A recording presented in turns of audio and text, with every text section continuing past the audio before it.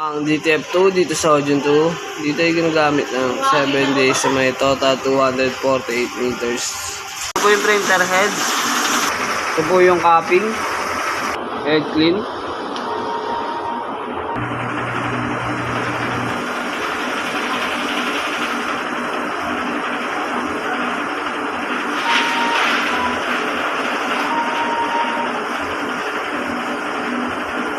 Nozzle check. Nozzle check.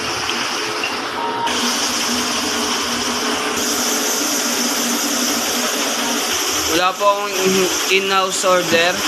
Ang pending ko ay 0 hours. Wala rin po akong branch fulfillment. Yung system, tama lang. Waste tank ay nilinis kahapon. Ito po yung ABR.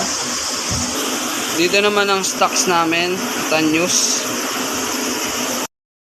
Ito po yung regulars na nagamit, 5 sa white, 6 sa powder, 3 sa media.